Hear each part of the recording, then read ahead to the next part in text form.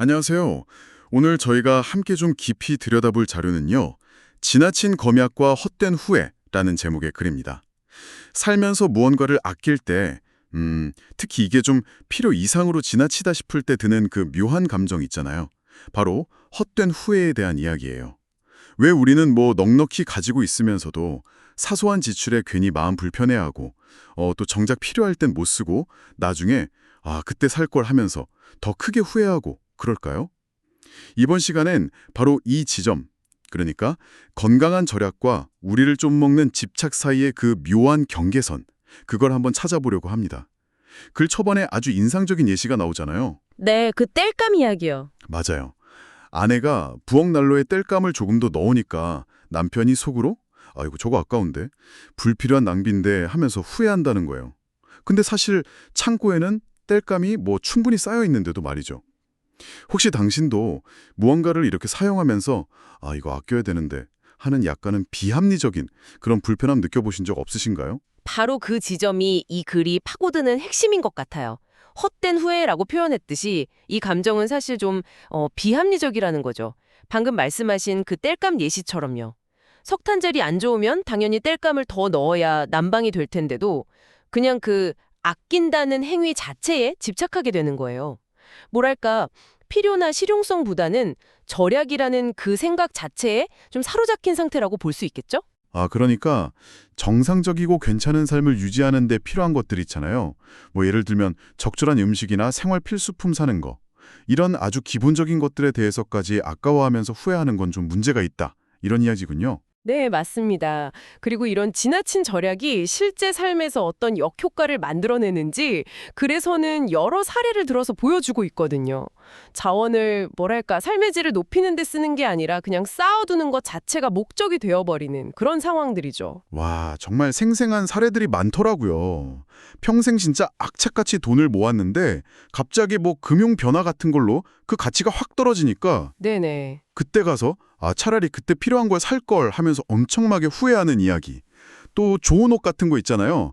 아끼고 아끼다가 결국 뭐 좀 먹거나 유행 지나서 한 번 더 제대로 못 입고 버리게 되는 경우. 이것도 참 공감 가고요. 맞아요. 그런 경우 정말 흔하죠. 심지어는 그 낡아서 보기 흉한 커튼봉 바꾸는 거나 아니면 뭐 망가진 양귀빗이 분쇄기 새로 사는 것조차 망설이는 모습도 나와요. 그냥 오직 돈 모으는 데만 막 집중하는 거죠. 네. 이 사례들에서 우리가 좀 공통적으로 봐야 할 게 돈이나 자원을 마치 거짓 신처럼 숭배하게 된다는 점인 것 같아요. 그래서도 딱 지적하고 있듯이 이런 태도는 결국 뭐 어떤 선택을 하든 후회로 이어지기 쉬워요. 돈을 써도 아이고 아깝다 후회하고. 안 쓰고 모아뒀다가 잃거나 가치가 떨어지면 아이고 그때 쓸 걸 하고 또 후회하고. 그쵸. 심지어 그 과정에서 자기 건강이나 기본적인 어떤 편안함 같은 것들 있잖아요. 그런 것마저 희생시키게 되고요. 이게 또 자신의 삶뿐만 아니라 다음 세대한테까지 영향을 미치는 그런 안타까운 경우도 나오죠. 네, 그 부분도 참. 부모가 진짜 자신들의 삶을 희생하면서 아득바득 모은 돈을 자식한테 물려줬더니 정작 자식들은 그 돈의 가치를 전혀 모르고 막 함부로 탕진해버리는 거예요. 그걸 보는 부모는 정말 피눈물을 흘리겠죠. 참 씁쓸하더라고요, 그 부분. 네.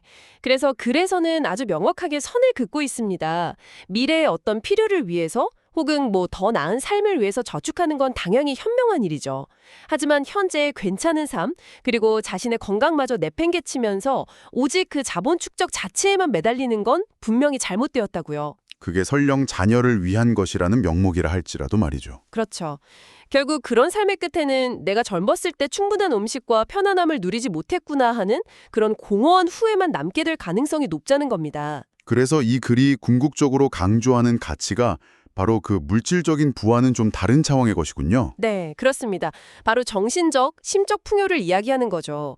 물질적인 재산과는 다르게 이런 내면의 풍요는 뭐 시간이 지나도 사라지지 않고 오히려 우리에게 진정한 기쁨을 주면서 글의 표현에 빌리자면 영원으로 가져갈 수 있는 유일한 것이라고 말합니다. 후회가 아니라 만족감을 주는 자산이다. 이런 의미네요. 네, 그런 셈이죠. 자, 오늘 이렇게 쭉 살펴본 내용을 좀 정리해보면요. 핵심은 이거 같아요. 어떤 필요를 넘어서서 자본 축적 그 자체에 대한 집착에서 비롯된 지나친 절약은 결국 헛된 구애라는 그림자만 길게 남긴다는 것. 어쩌면 우리가 생각하는 진정한 의미의 부라는 게 단순히 뭐 통장 잔고의 숫자가 아니라 어쩌면 다른 곳에 있을 수도 있겠다 이런 생각을 좀 하게 만드네요. 네. 그래서 마지막으로 이 글이 던지는 질문을 당신께도 한번 드려보고 싶습니다. 우리는 물질적인 부 대신에 정신적이고 심적인 풍요를 쌓는데 더 집중해야 한다고 제안하는데요. 당신에게는 오늘 저희가 나눈 이야기 중에서 어떤 부분이 가장 마음에 와 닿으셨나요? 그리고 지금 당신이 가장 우선시하는 부는 어떤 종류인지, 또 혹시 관점을 조금만 바꾸는 것만으로도 당신 삶에서 반복되는 어떤 헛된 후회를 좀 덜어낼 수 있을지 한 번쯤 생각해 보시는 건 어떨까 싶습니다.